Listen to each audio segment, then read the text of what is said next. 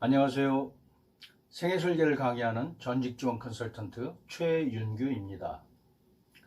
50% 세대들, 특히 퇴직하신 50% 세대들의 최대 관심사, 아니 주요 관심사는 뭘까요? 뭐하고 놀지? 누구하고 놀지? 노는 비용은 어떻게 조달하지?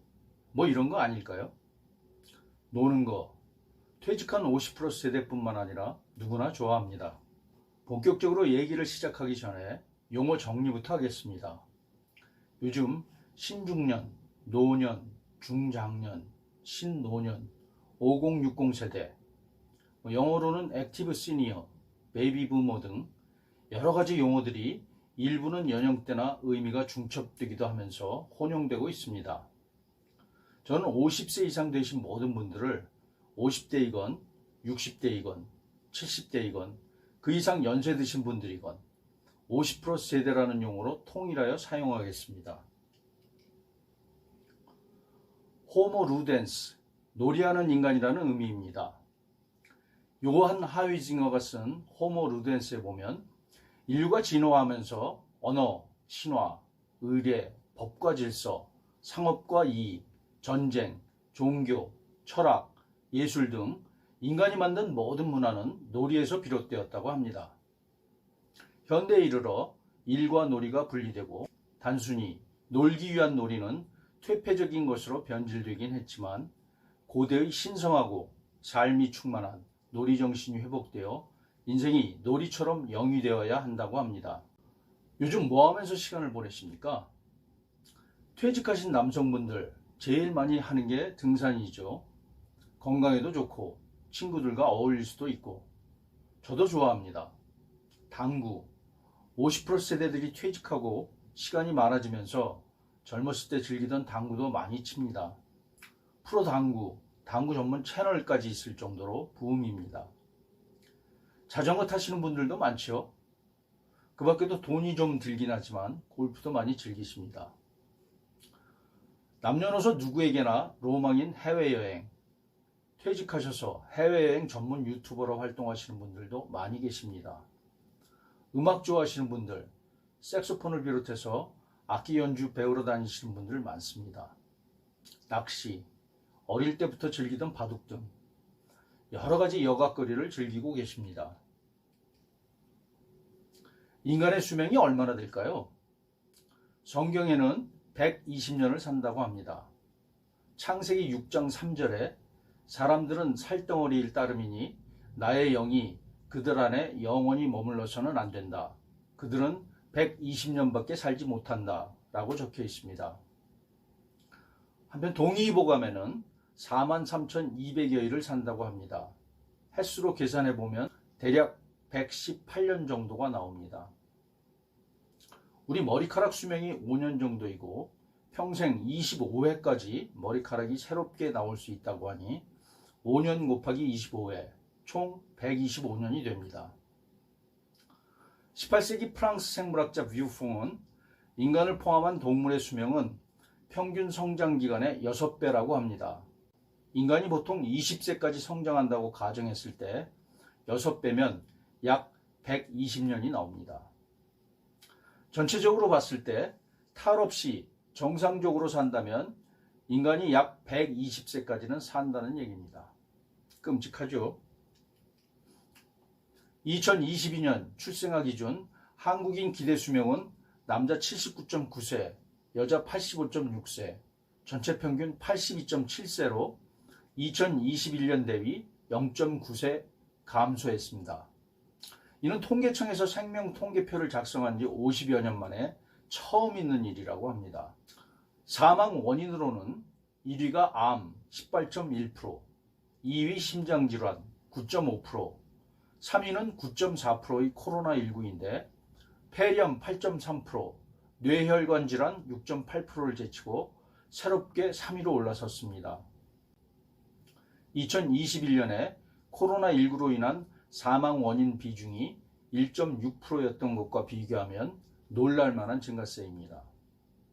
이 같은 특수한 상황을 감안하더라도 현재 증가 추세라면 우리가 흔히 말하는 100세 시대를 여는 데는 전혀 지장이 없을 듯합니다. 그렇다면 우리 50+ 세대들이 앞으로 적어도 20년에서 많게는 40년을 더 살아야 하는데 놀기만 하면서 보내기에는 너무나 긴 시간입니다. 저의 경우에도 낮에 친구들과 만나 당구 치고 소주 한잔하면서 즐겁게 놀다가 전철을 타고 집에 돌아갈 때면 뭔가 알 수 없는 공허감이 밀려오곤 합니다. 우리에게 주어진 긴 시간을 즐겁고 행복하고 보람있고 의미 있는 삶으로 만들기 위하여 올바른 방향을 설정해야 합니다. 그래서 길어진 인생 2막을 위하여 새로운 미션과 비전을 세워야 합니다. 미션과 비전에 대하여는 전 시간 미션과 비전 그리고 행복편 강의에서 자세히 말씀드렸습니다. 지난 시간 미션과 비전 그리고 행복 강의에서 예시로 소개해드린 저의 인생 2막을 위한 미션과 비전 그리고 장단기 목표입니다. 별것 아닌 것 같은데 제 나름대로 미션과 비전을 세워놓고 나니까 어렴풋이 어떤 방향으로 살아가야 되겠다는 느낌은 옵니다. 여러분들도 한번 자신만의 미션과 비전을 세워보시기 바랍니다. 영국 런던 대학교의 심리학 교수인 린다 그레트는 그녀의 저서 일의 미래에서 인간이 지금까지 80년을 살고 60세까지 일했다면 앞으로는 100년을 살고 80년을 일을 해야 한다고 했습니다. 오래 산다는 것이 결코 반가운 일만은 아닌 것 같습니다. 50+ 세대의 인생 2막, 새로운 미션과 비전에 따라 내가 좋아하는 새로운 일거리로 시작합시다. 후회되는 것은 65세에 정년퇴직한 후 별다른 계획을 세우지 않은 것이다. 퇴직 후 30년을 더 살 줄 알았더라면 좀 더 멋진 꿈과 목표를 세웠을 것이다. 100세 시대의 표상이신 우리나라 1세대 철학자 김영석 박사님께서 하신 말씀입니다. 이것도 95세 때 하신 말씀이니까 벌써 9년 전 얘기입니다. 1920년에 출생하셨으니까 올해 만 104세가 되셨습니다. 지금도 글 쓰시고 강연하시고 왕성하게 활동하고 계십니다. 나이를 먹고 세월이 흐르면 시간이 없으니 자기가 좋아하는 일부터 먼저 하라. 국문학자이자 소설가, 문학평론가, 언론인, 교육자이자 문화부 장관까지 역임하셨던 이어령 박사님께서 하신 말씀입니다. 2022년 2월 영면하셨으니 벌써 2년이 넘었습니다. 돌아가시기 전까지 얼리 어댑터로서 첨단 기기를 활용하여 글도 쓰시고 적극적으로 활동하셨습니다. 과거 인생 1막에서는 나의 흥미, 역량, 가치관 등과는 상관없이 그저 생계를 위하여 경제적 필요에 의하여 일을 해왔습니다. 이제 인생 2막에서는 일을 하면서 즐겁고 행복하고 보람있는 일거리를 시간이 걸리더라도 찾아야 합니다. 일의 목적이 단순히 생계나 경제적 필요에서 벗어나 취미, 여가, 사회봉사, 가사, 학습 등으로 폭넓게 확장되어야 합니다. 예를 들어 한식 조리를 배운다고 하면 한식을 만드는 것 자체가 일거리이자 취미이며 여가 활동이자 가족이나 사회에 대한 봉사도 될 수 있고 가사일도 되고 학습 및 자기개발도 된다는 것입니다. 무엇보다 중요한 것은 조리를 하면서 즐겁고 행복해야 합니다. 따라서 일거리를 고를 때에도 신중해야 합니다. 내가 좋아하고 또 잘할 수 있고 중요하게 생각하는 일을 찾아야 합니다. 시간이 많습니다. 서두를 필요가 없습니다. 저의 경우 정년퇴직 후 경제적 수입 여부와는 상관없이 자칭 N잡러로서 2년여간 이러저러한 일들을 해봤습니다. 전직 지원 컨설턴트 및 생애설계 강사, 법률사무소 사무장, 중소기업 수출 컨설턴트, NCS 외부 면접관, 유튜버, 서양미술 도슨트 등등 나에게 맞는 일거리 찾기를 위한 몸부림이었습니다. 지금은 생애설계 강사와 전직 지원 컨설턴트에 집중하고 있으며 한편으로는 생애설계 강의 컨텐츠를 동영상으로 제작하여 유튜브에 업로드하고 있는데 이 일이 너무 재밌습니다.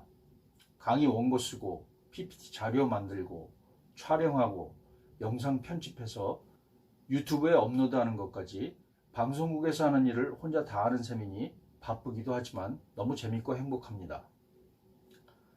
김영석 박사님께서 저술하신 인생 문답이라는 책에 보면 행복한 노년을 위해 60세가 되면 이라는 질문에 다음과 같이 답하십니다. 첫째, 무조건 공부해라. 둘째, 절대 놀지 말아라. 셋째, 취미 활동을 시작하라입니다. 길어진 인생 2막의 시작점에서 우리가 꼭 한번 음미해보고 실천하는 노력을 기울여야 할 때입니다. 인생 2막의 시작점에서 새로운 미션과 비전을 세우고 내가 좋아하고 즐길 수 있는 일을 찾았다면 건강, 관계, 재무, 여가, 사회공헌 등등 분야별로도 구체적인 목표와 행동 계획을 수립해야 합니다. 생애설계의 본래의 의미는 성공적인 삶을 살기 위하여 인생 사명과 비전을 수립하고 생애 각 주기마다 사명 완수를 위한 목표를 일과 직업, 건강, 재무, 관계, 여가, 사회공헌 등 주요 분야별로 설정하고 분야별 목표 달성을 위한 구체적인 행동 계획을 일정 기간 단위로 수립하는 것입니다. 여기서 과거에는 생애 설계를 수립하는 주기 중 청소년기, 중장년기가 중요했습니다.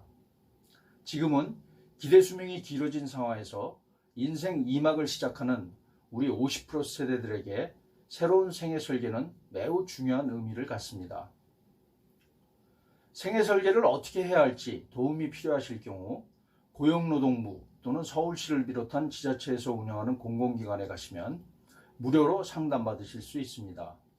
그리고 약간의 비용과 시간을 투자하셔서 생애 설계 및 전직 지원 전문 서비스 업체를 접촉하시면 전문성과 경험을 고루 갖춘 능력 있는 컨설턴트로부터 도움을 받으실 수 있습니다. 한번 해보시면 그만한 가치가 있음을 알 수 있으실 겁니다.